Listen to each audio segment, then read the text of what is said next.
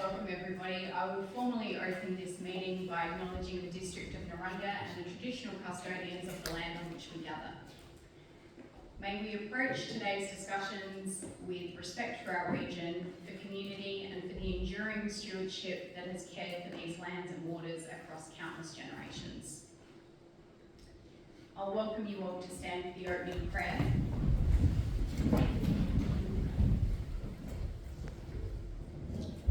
As the season of seeding begins and the land prepares for renewal, we pause to give thanks.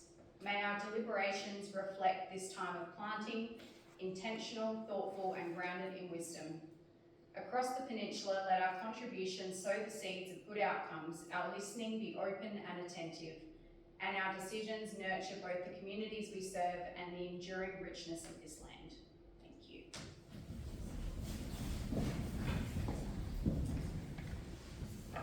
So tonight we have directors Griffin, Guthberg and Compler. We also have our CFO Matt, managers Michael, Ian and Jody, and a special welcome to Maddie, who is our new governance officer. For leave of absence we have Councillor Hoyle, apologies, Councillor Glasbrook and Councillor Lefebvre. Before we get to conflict of interest, I'm just going to move across to the late report that we received so that we can consider this for inclusion. So I'm happy to move that the late report debate item 23.4 March quarterly budget review for 25-26 be received for consideration following the debate item 23.3. Would anyone like to second that for inclusion? Councillor Pittner? All the Can I ask a question? Absolutely. Thank you, Mayor. Just looking at the process, this report obviously hasn't been made public. Does that mean that the whole report will be included in the minutes for the public to see? The lead report is public? I'll put it on the website. Yeah, so it has actually been sent out. Oh, okay. Yeah. Right. Thank you. If there's no further questions, we'll go to a vote. All those in favour? That is carried. Okay. So over to conflict of interest, I'll remind all elected members of their responsibility to disclose any general or material conflicts of interest in relation to the items under consideration. Any conflicts of interest should be declared prior to the item to which it relates. So I'll ask you to address them at that item on the agenda. So we'll go to the minutes of the previous meeting for confirmation. We have a couple here, councillors. So we're going to start with the ordinary council meeting for the 8th of April 2026. Do I have someone to move that one? Councillor Carruthers, seconded by Councillor Clerk. All those in favour? That is carried. And then confidential council meeting 8th of April 2026. This is for item 27.1 Stabilisation Works Program 25-26, the Pines tender. Someone to move that one. Councillor O'Connell. Someone to second that. Councillor Stock. All those in favour? That is carried. Special council meeting 6th of May 2026. So that is the confidential item 7.1 South Australian Jetty Renewal Program funding Ardrossan and Eansburg Jetty. Someone to move that one. Councillor Clerk, seconded by Councillor O'Connell. All those in favour? That is carried. So I don't have any motions on notice or questions on notice. Are there any questions without notice, councillors? No? No petitions this evening?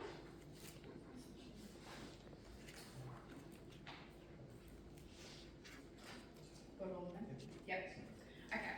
So on to 12.1, my monthly report. Someone to move that one. Councillor Johns, seconded by Councillor Clerk. All those in favour? That is carried. Nothing in 13 for this one this evening. So moving on to the information agenda, councillors.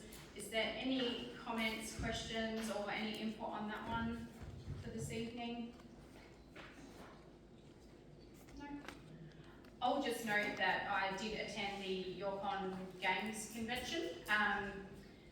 So this is in relation to the report 17.1, and I just wanted to acknowledge the success of another year of Yorke.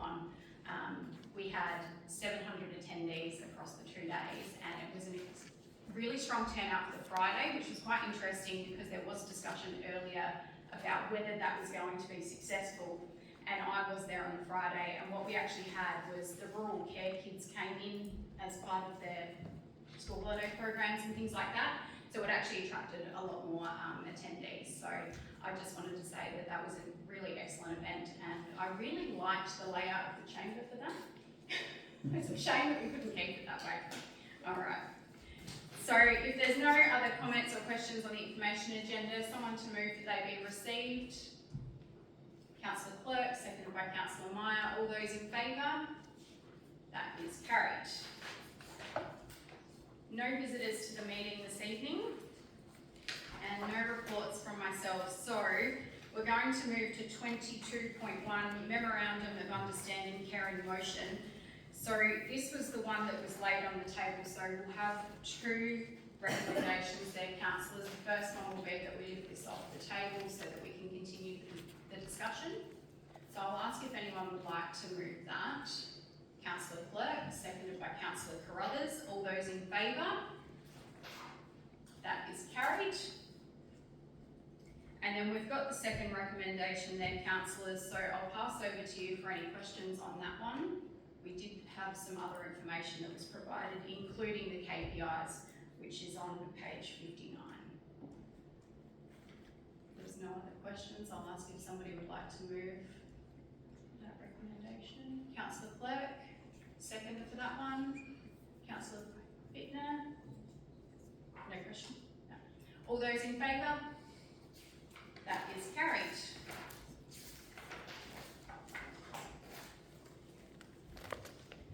(22.2) Community Engagement Regional Alliance Public Health Plan Review. So I'll pass over to you, councillors. You have a recommendation in front of you. If there's any questions, otherwise we'll move straight to whether somebody would like to move that recommendation. Councillor O'Connell, happy to move that one. Do we have a seconder for that one? Councillor Bittner. If there's no further questions, all those in favour? That is carried.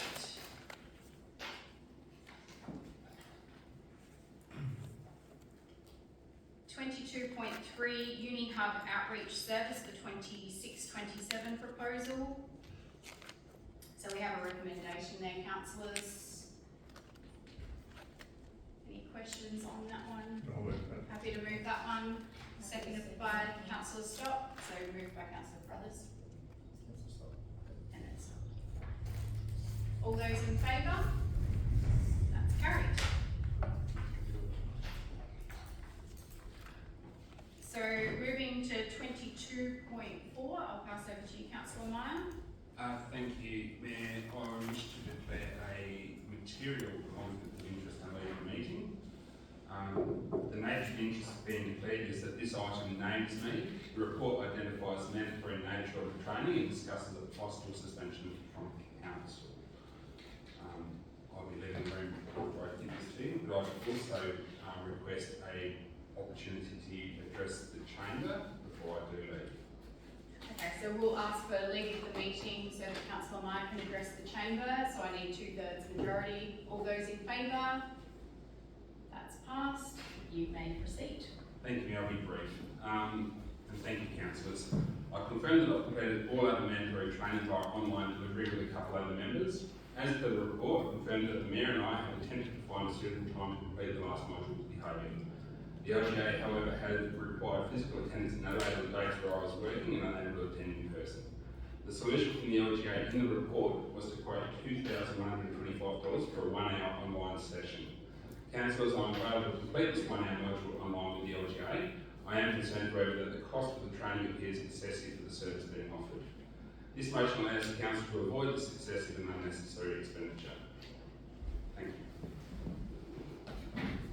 Thank you.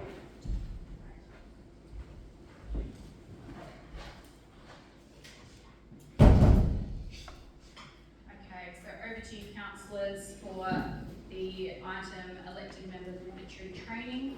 Councillor Bittner. I'm happy to move the recommendation. Happy to move the recommendation. Do I have a seconder? Councillor Brothers. If there's no further questions, I'll call for a vote. All those in favour? That is carried. Second. Councillor Wiebeck. Thank you.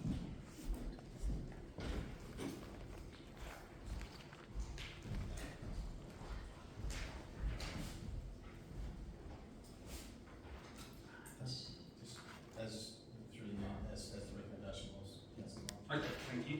unanimous. 22.5, fees and charges 2627. So over to you, councillors. If there's any questions on this one, or proceed. Councillor O'Connor? I just have one, I might have missed the actual meeting where it was discussed, but just concerning the internment fees that, I think the 99-year internment of like 42 or thereabouts from memory and the 50 by 10%, why that was, most of the fees went up by, just over 4%, but those two stood out. And I was wondering what the explanation was, why they've gone up by so much. Director Gutberg? Yeah, through you, Mayor, following an audit or compliance audit we had undertaken of our cemetery management, part of that audit was a review of our fees and charges against I guess what the service costs to provide administratively and maintain cemeteries as well. It also benchmarked other councils' cemetery fees. It showed that we were rather low, and I guess recommended that we increase those fees over a 4-year period, I believe it was. So this is the first step in incrementally, I guess, trying to get cost neutral with the cemetery management. So the fees also did add an additional fee there for the perpetual leases as well. Thank you. Any further questions, councillors, or would somebody like to move the recommendation? Councillor Lyon, have you moved that one? Seconded by Councillor Clerk. All those in favour? That is carried. So 23.1, finance report as at 30 April 2026. Over to you, councillors. Any questions, or would somebody like to move that recommendation?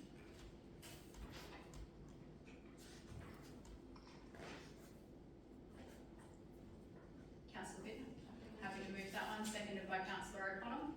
All those in favour? That's carried. So 23.2, long-term financial plan annual review. I just need to notify you of the typo in the recommendation. That council receive and consider the 4 written submissions attached to the report instead of 2. So over to you, councillors, for any questions, or if somebody would like to. Councillor Stock? I just have a question, thanks Mayor. Just with regard to the proposed increases that include natural growth of 1%, we had quite a discussion about that in the previous workshop. I've had further thoughts about that, and I know Councillor Lefebvre indicated that potentially developers should be paying any shortfall in rate revenue. It was explained to us that when there's a subdivision, then there's a delay in having those properties reclassified. So there might be a greater amount to rate come April of the next year when the Valuer General reassesses the classification and the rating for those properties. So this 1% is because we've had this additional growth in rating assessments through subdivisions, then we've got this shortfall potentially. But I think really the developers should be paying any shortfall in rates as part of the discussion when they do their subdivision. It shouldn't be up to every other ratepayer to be subsidising developers for developing land. Also, I guess what it's sort of trying to factor in is that there's going to be population growth associated with these subdivisions. But if we look at the subdivision, if it happens in September of whatever year, it's not realistic that we'll have a population growth by April of the following year, because all the blocks may or may not have been sold, but they certainly wouldn't be built on and people living in them in that period of time. So we're not going to see a level of population growth in that period of time that we're trying to capture this potential shortfall. So I don't know that this, what also concerns me is that we're adding in population growth into to rate revenue when we understand that the rates are a tax on people's asset. So we're taxing an asset, but then we're also saying we're going to add an additional tax for population growth. So I don't think putting an extra figure, an extra percentage on rate revenue is actually appropriate. We're introducing another tax on a tax. So I just don't think it's necessary. I know other councils might do it, but that doesn't mean to say that it's right. And I think looking at year 1, 26-27, we forecast 1%, 27-28, 2%, then it reverts back to 1% for a few years. So I just think that in this particular period of time where a lot of people are feeling a lot of economic hardship through inflation, interest rate rises, fuel tax, cost of fuel, all of these cost of living, energy prices, I think adding in an extra percent, we're going to be hard pressed to be able to justify that to our community. So on the basis of that natural growth increment being added in, I'm not prepared to support this amendment to the long-term financial plan. Did you want me to pose a question to Director Griffin on that natural growth? Daniel did give us an explanation at the last workshop, but he's more than welcome to provide a response to my concerns. Thanks. Through the Mayor. Thank you, Councillor Stock, for sharing your concerns. Part of what I'll try to explain again is that the term growth refers to growth in number of assessments. And the first time we can rate assessments when the subdivider is in the following financial year.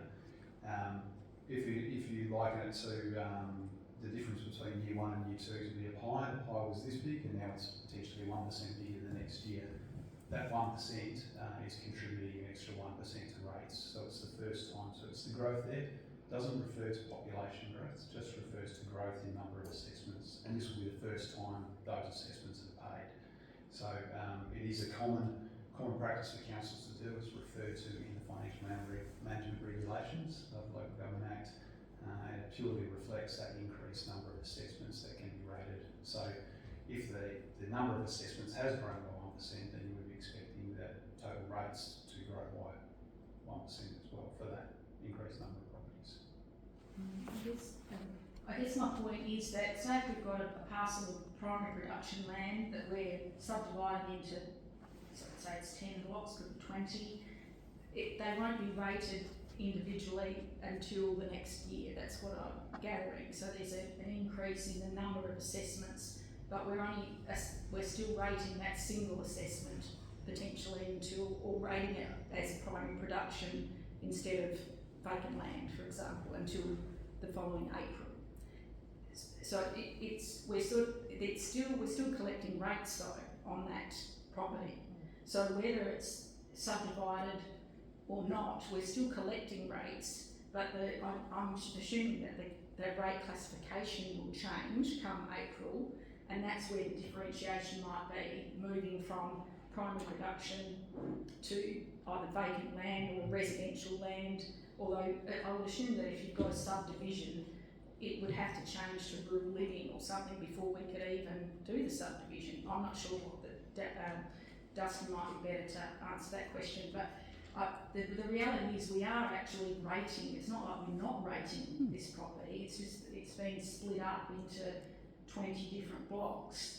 And what I know, I can see what you're saying, that we've got another 20 rateable properties, so we've increased the number of rateable properties, but we are still collecting rates. And if there's a shortfall from primary production to, let's say it's vacant land, then that margin should be calculated when we're working with developers, and an additional surcharge or fee should be put to them to say, well, there's going to be a 6-month lag between us being able to rate these properties at the higher level, and so that's a cost of development. But it shouldn't be a cost to every other ratepayer to support developers and increase assessments in our region, because it's, to me, it's putting a burden upon all of the, the rest of the ratepayers who are paying for, essentially population growth or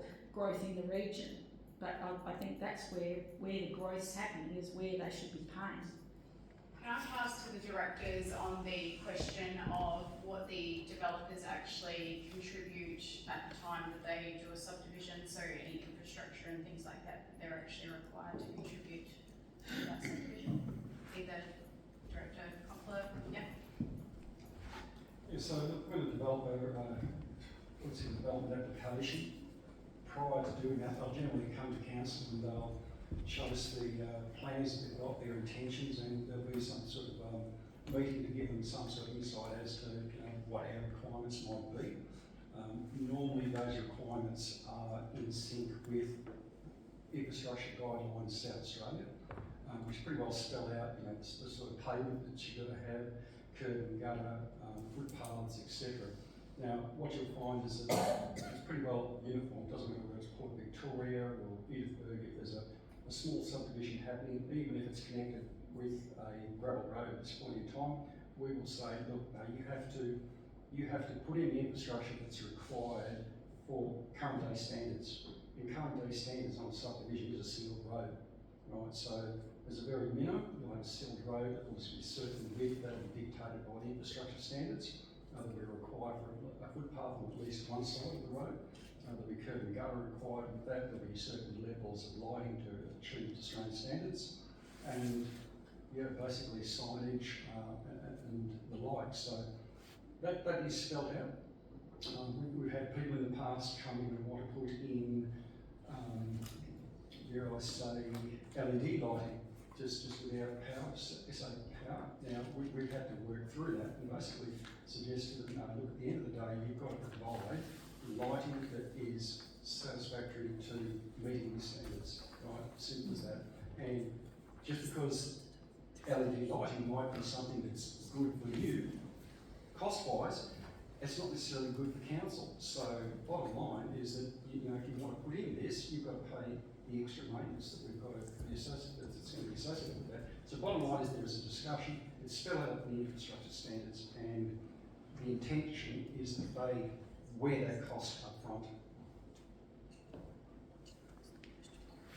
And Director Griffin, could you just touch on the information from the last workshop where we went through the impacts of not including that growth and what that effectively does to that final percentage increase? Have you got that there? No, so I did bring last fortnight's presentation with us. So when we modelled the numbers on that, the increase of growth compared to not including growth on the average assessment, averaging across all the assessments, was about $17 per annum per assessment. What it does by failing to take account of the fact that there are more assessments to pay rates is that you effectively get about $260,000 out of the income base for 1 year, or $2.6 million out of the 10-year period. The failure to include that has a knock-on effect. We have a growing community which requires maintenance for replacement of infrastructure such as roads and stormwater. That roads stormwater infrastructure, as Director Coppler's already said, is paid for by the developer up front and put in. These new assessments, 1% of new assessments, that's an extra 1% of people that are carrying that additional burden. So it's not placed back on the other community. It's not a double dip. It's a new hit because of the increased number. Ripping $2.6 million out of the 10-year long-term financial plan is a significant amount to pull out. We'll be looking at reductions to capital renewal, operating and operating and maintenance as well. It also fails. We would fail to achieve the outcomes that we're desiring to achieve through the strategic asset management plan. As I've said, we have a large asset base already, and that asset base is growing beyond CPI. The cost to replace those assets, just over the last couple of years, We've seen re-evaluations to land and buildings for a 2-year period at 14.15% replacement cost increase. The next year increasing by 6.13% and 4.57%.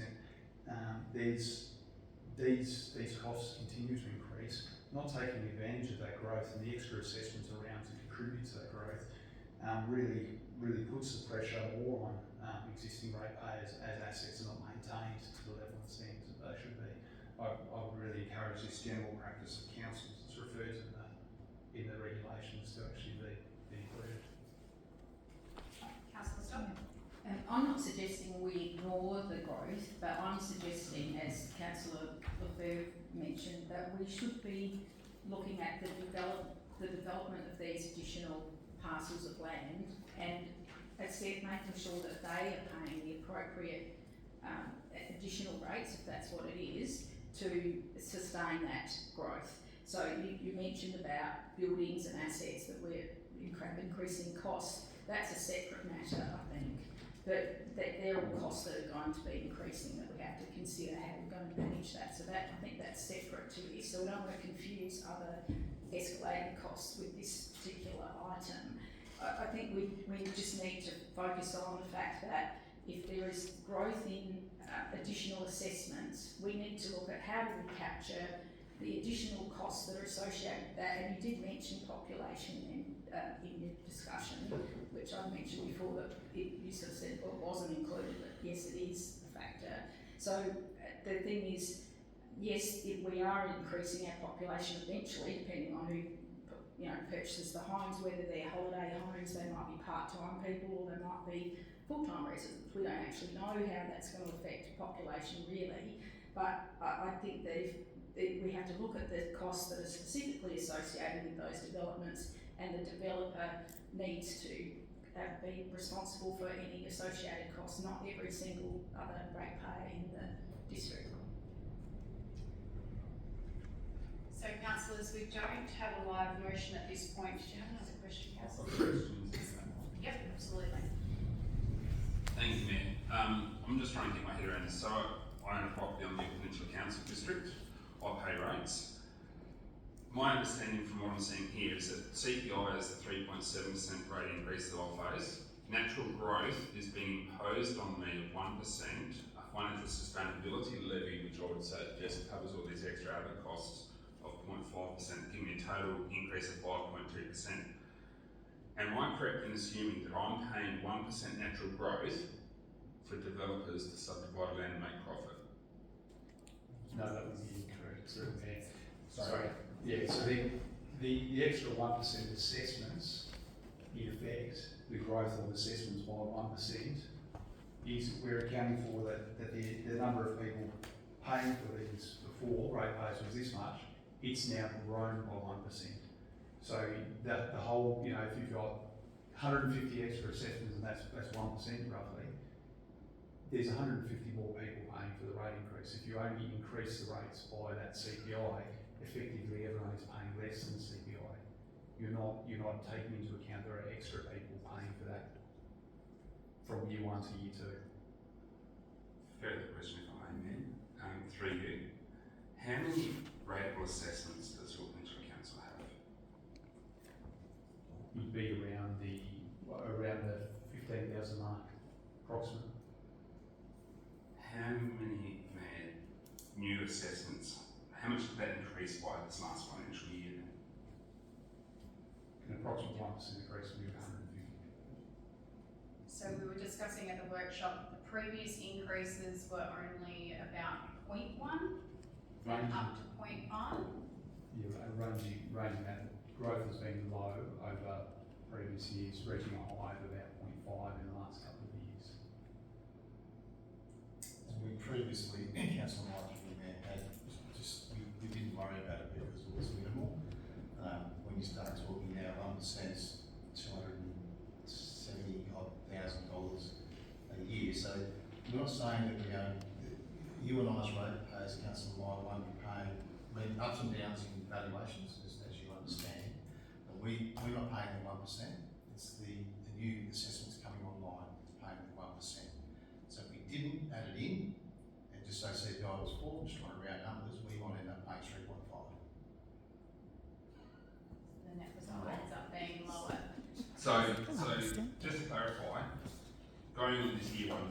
my rates next year are going at 4.2%, not the 5.2%. This 1% is a figure that we're putting into this model to capture the new assessments we're getting, but it doesn't actually increase everyone's rates by that amount.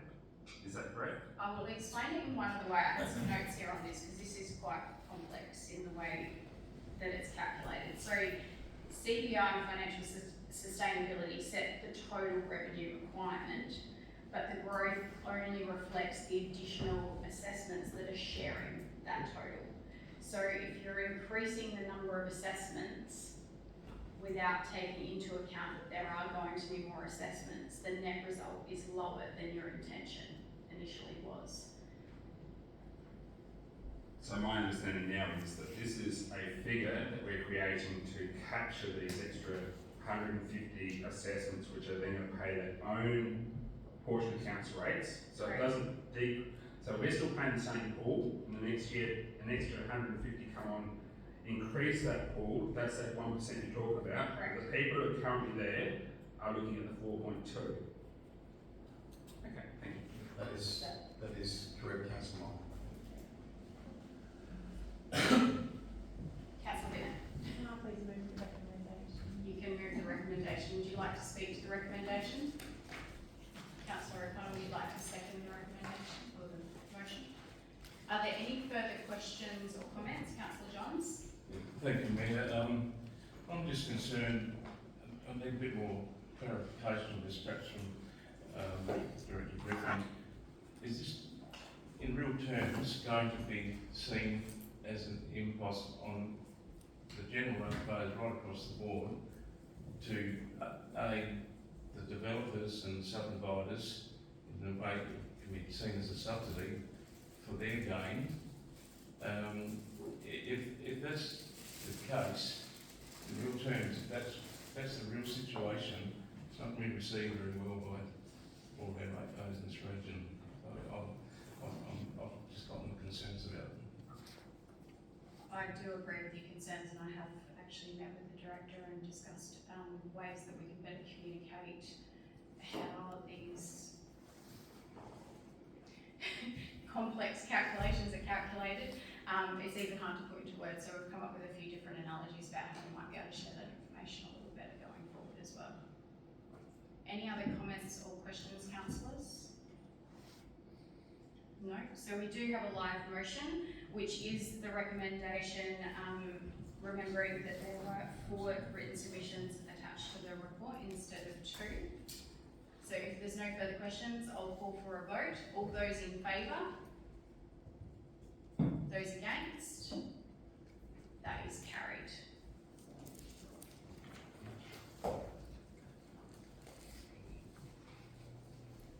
So 23.3, request for extension community grant scheme 25-26 Central York Football Club. Over to you, councillors.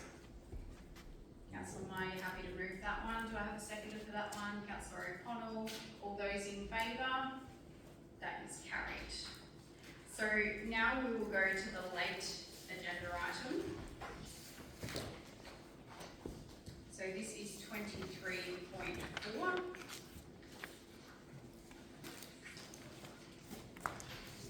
The March quarterly budget review for 25-26. Over to you, councillors, if you've got any questions about this one. Or if somebody would like to move the recommendation. Councillor Meyer. Thank you, Mayor. I've just got a question on the first operating income increase. It's page 5. The figure is for operating income increase of $51,348, an increase to rates associated with community wastewater management systems revenue. CWMS. I was just trying to think when I look at this one and go, isn't that set as a cost recovery exercise where each CWMS is charged a certain rate on each ratepayer to service that system? My question that went through my mind, please clarify if you can, is if we've got a set number and we've got a set fee, why would we have over $50,000 increase to that fixed income that we would have budgeted for that financial year? Director Griffin. to take a question, particularly that relates to work done late last year, before our CFO was on board.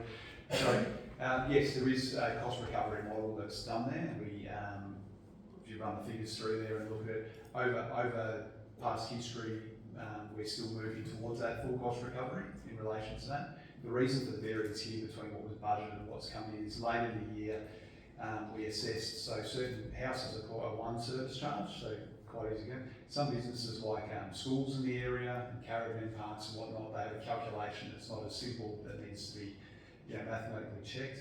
We did a bit of a review of those type of facilities to go, how your occupancy numbers been for the caravan parks to feed new inputs in. The budget was set before that process was finished, so those numbers came in before the end of the year, and then the rates raised, service charges raised were higher. So some of the schools have grown substantially in the area, so that would increase their service charge. Some hotels or businesses may have reduced service charges from when we drafted the budget and put it out. Given the period of between public consultation for something like an annual business plan where the budget is prepared beforehand, receiving submissions, adopting and then grading, there is movements in those numbers. So the reason for such a big variance this year is really that revisit of those businesses and their numbers of service charges. Is that? Thank you, Director. If we're talking about caravan parks, I'm sure there's been a decrease in usage, but obviously that does explain why, because I was just assuming solely on the residential basis, if you've got 1,000 residences and you're charging $10, that's $10,000, why would you have an increase on that? Thank you. Any further questions, councillors? Anyone to move the recommendation? Councillor Clerk, someone to second that one. Councillor Meyer, all those in favour? That is carried.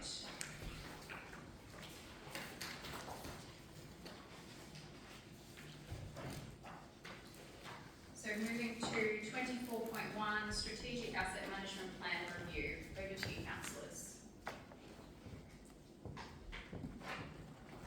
Any questions on this one? Or would somebody like to move the recommendation? Councillor Whitney would be happy to move that one. Do I have a seconder for that? Councillor Clerk? Any questions or comments, councillors?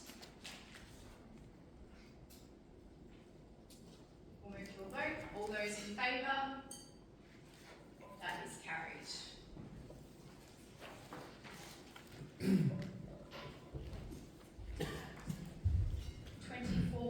Retention of Caterpillar, is that 120?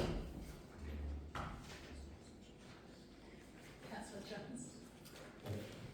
Thank you, Mayor. Yeah, I wholeheartedly move the recommendation. I think that's just such a wise move for our productivity.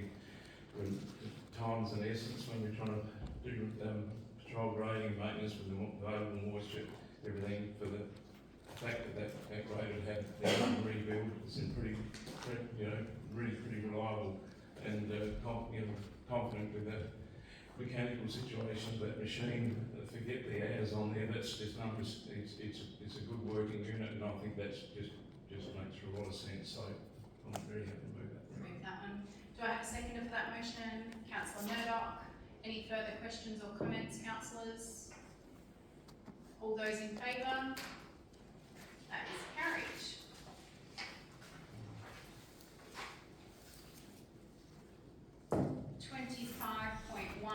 Proposal to initiate an amendment to the Planning and Design Code Resource Extraction Code Amendment.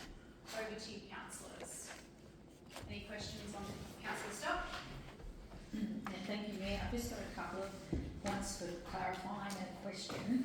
So I spoke to the CEO earlier this week, just to clarify that if this particular code will, if the classification has been changed over a primary production area, the predominant use of that land will be what is rated. So if it's, it might be the code is mining and construction overall, but if the predominant use is primary production, that's the rating that will apply. So I just wanted to make sure that was understood that correctly.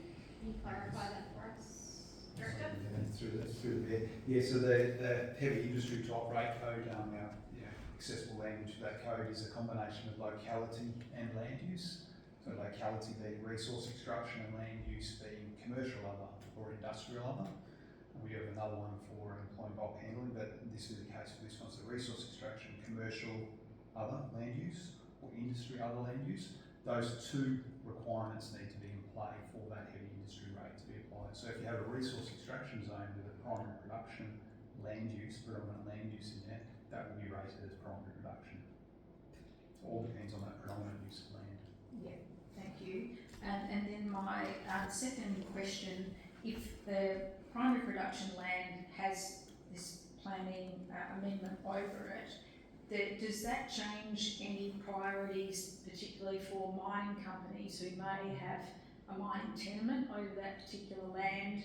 So in terms of their ability to gain access for exploration or potentially compulsory acquisition, does it give priority to mining companies to access that land in any different way? Director Gutho?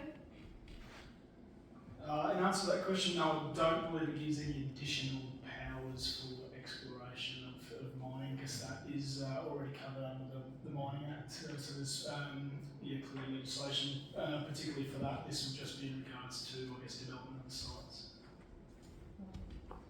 Are we quite sure about that? I guess I want to be very sure that there's obviously primary production land that will be impacted by this planning code amendment, but it's currently absolutely all primary production land at the moment. So there's no mining company that is a party to that particular land. So I guess we want to make sure that we're very clear that we're not, or if in fact there are other provisions that provide the mining company for additional exploration access or anything of the like, that we are well aware of that. Director, Manager Jody might be able to fill us in on this as well. Exactly what Austin said. It's a completely different act. Mining isn't approved under the planning, under the PBI Act.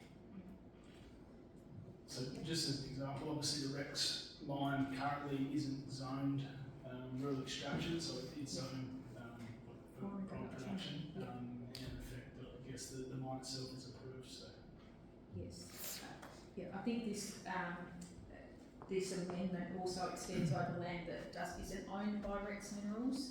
So it's certainly the land that's owned by Rex Minerals. I think we've probably delayed in being able to amend the classification for that land. This probably should have been done some time ago, in my view. They've owned the land for 15 years now, so that's a long time.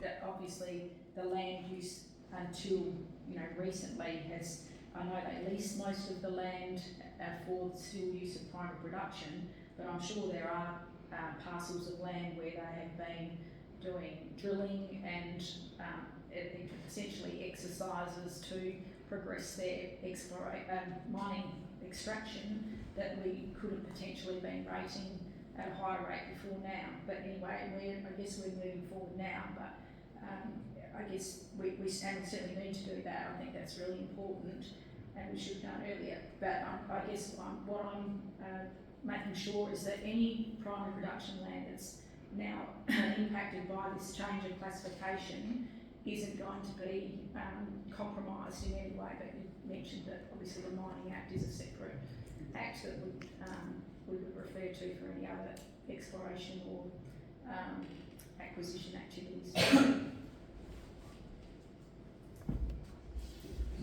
Councillor Martin? Thank you, Mayor. I understand if we go to the attachments where the actual mining currently approved on the Yorke Peninsula, there's a few locations which are very minor mines, but I'm just concerned about them being captured. I'm just trying to find, I think it's page 227. No, there was a map. Here we go. Page 229. Mayor, on that map it shows the actual locations of approved mines. There's a small one near Ramsey, which I'm familiar with.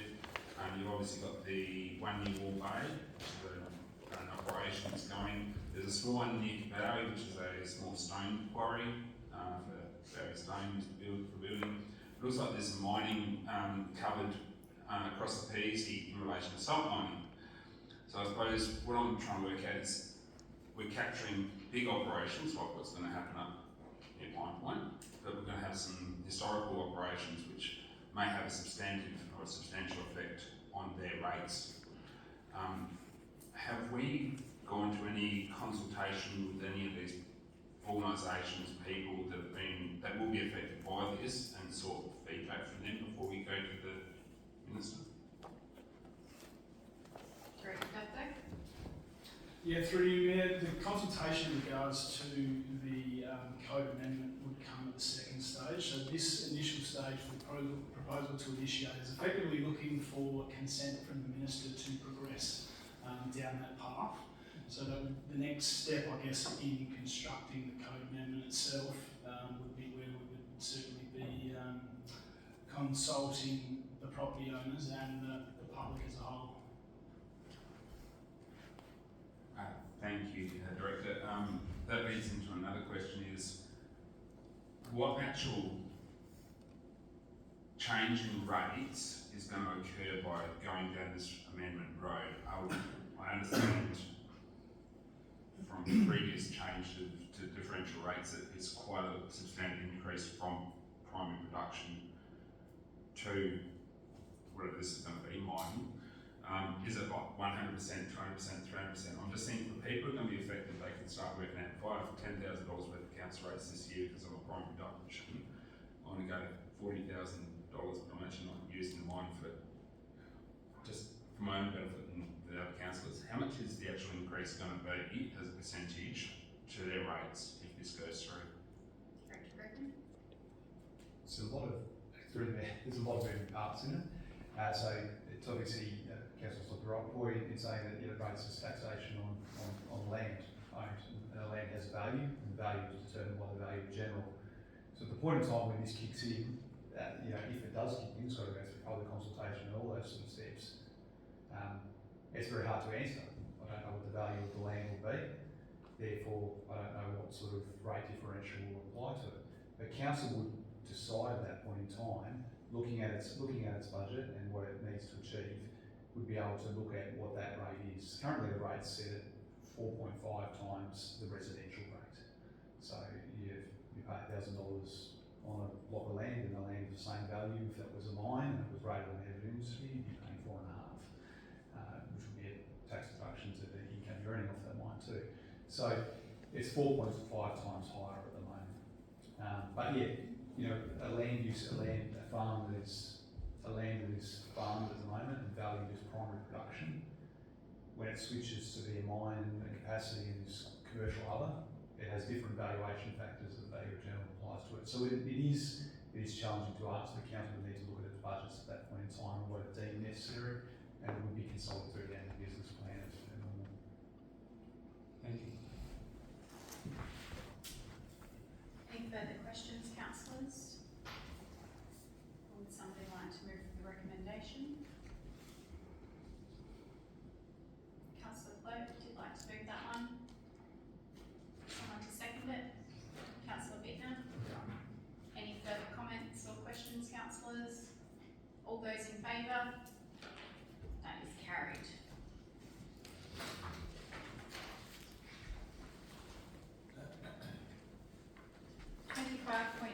Access Advisory Working Party Minutes. Move that one. Thank you, Councillor Carruthers. Seconded by Councillor O'Connell. All those in favour? Sorry, Councillor, stop. Yeah, sorry, that was, I didn't put my hand up early enough. That there was just an item about 1.5 in the report, $17,000 was committed to the Port Vincent Caravan Park, an automated door. And I was just wondering whether, can you remind me whether the Port Vincent Caravan Park is our own park or is it privately owned? Ours. It's ours. So we obviously have a ring-fenced fund for the caravan park expenditure. and I would have thought that it would be more appropriate to use that money for expenses related to caravan parks. And even though it is obviously to support people who require access, and come over the door, it fits into this too, but there might be other projects that have missed out because we've allocated quite a substantial amount of money to an area where we could have drawn funds. We've got a substantial fund to support the caravan parks. And I just think maybe we've missed an opportunity to help other community areas that would benefit from that money when we've got a special fund for caravan parks specifically.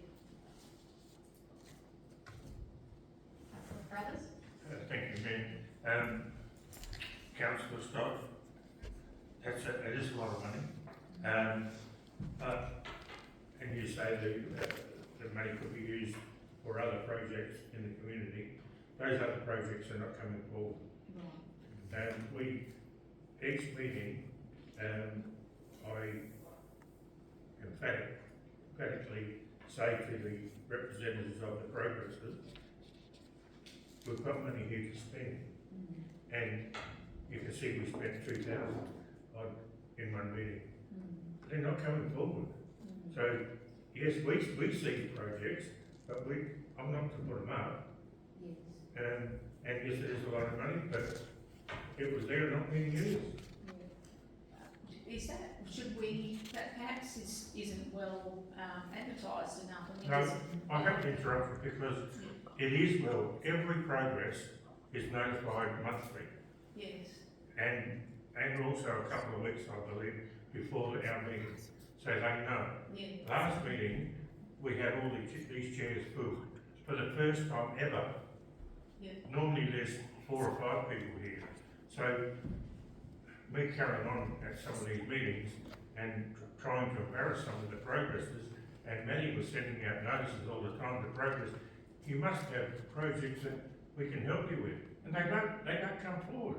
Yes, I'm just wondering, sometimes, I mean, I attend, 3 separate progress meetings, and I found that when I attended another community meeting, some of the information that was coming out of that community meeting was information that was well known by the progress, but it hadn't been communicated to the entire community. So sometimes I think the progress associations, it's not us necessarily, we're doing whatever we can to get a message to progress, but I don't think some progress associations are getting the message out into the wider community. So I don't want to single out Maitland, but I'll just use that as an example. They've got Maitland Ladders, which is a really well-read little publication. They could use that, for example, to put it in there so that anyone that reads it, that I'm sure there'd be any number of general citizens that would say, oh look, I'm having trouble getting up this step, we know we should put a ramp in here, but I don't think the message is getting beyond progress. So we as a council are getting out to a certain level, but it's not getting out to the wider community. So that's what I think is happening. But if we've got the money there, certainly we've got to support the projects that have come forward. But I just thought perhaps we could be sharing it around if we've got another bucket of money that could be used for the caravan park, so we can help others. But anyway, I think maybe we perhaps need to encourage the communities to use their community newsletters for advice like this, because I think the communication isn't getting any further than the people around the table at progress. Councillor O'Connor?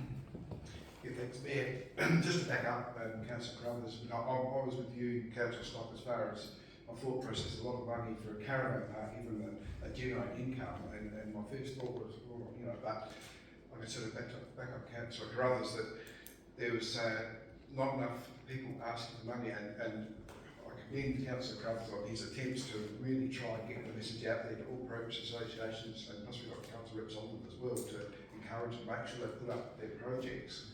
Because what gets put up, if it's a well thought out project, gets funded. And so it was no detriment to other organisations at all.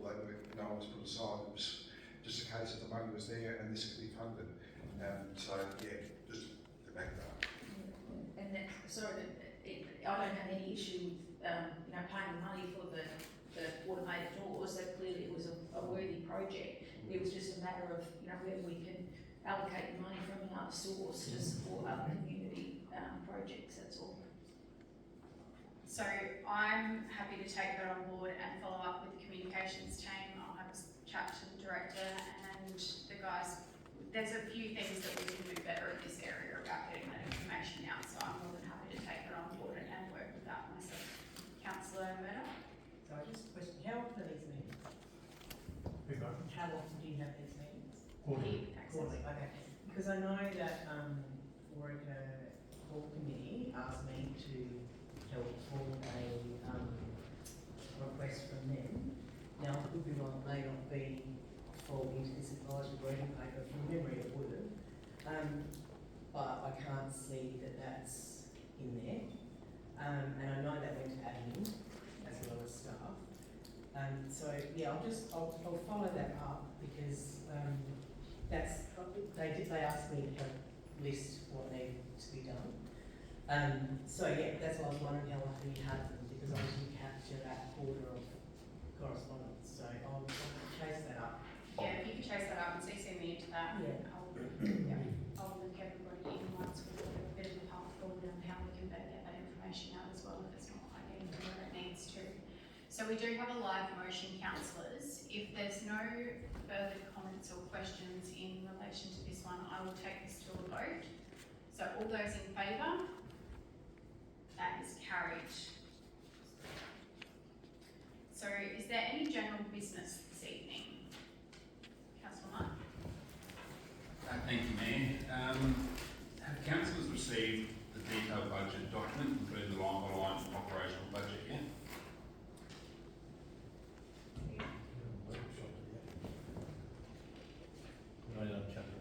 You know what I'm talking about, we didn't get it last year, the year before, where we had... So we haven't got to operational yet, we've only discussed capital at this stage. Okay, all right, excellent, thank you. No further... I'd like to bring up a topic that I've become out of order, please tell me to stop talking. I understand that our meeting's being recorded. I think we're being generous by letting these people record our meeting. But I'm being a bit put out by the woman up and down, and even during our debate tonight, she was shaking her head, not agreeing with it. Then she went like this. Oh, I don't think that's necessary. If she can put the camera on, just leave it on and sit down. I think we should look at it. This is a serious thing. We're spending a lot of people's money here, and it looks a bit average to me. I will absolutely take the comments on notice and we will perhaps have a bit of further discussion. Yep, excellent. Any further general business, councillors? Following on from Councillor Crothers, are we any closer to doing the recordings ourselves and not having that requirement? It was discussed at a workshop with another option that was different to the options that were presented, I think it was September last year, which was, it was effectively a multi-camera but the same price as a single, so it was a bit cheaper, I guess. At that workshop we had a few questions about going forward. We wanted a little bit more information, so we haven't reached a resolution at that point. We may not in this financial year now that we're getting a little bit tight. Thank you. So if there's no further general business? No. So no confidential items this evening. So the next meeting is scheduled for the 10th of June 2026. We are unsure as to whether we'll have a workshop next week at this stage. We should hopefully have that answer to you by tomorrow. We'll let you know by tomorrow whether there'll be an additional workshop next week, otherwise it'll be our normal scheduled workshop. So I will officially close the meeting and thank you all for your attendance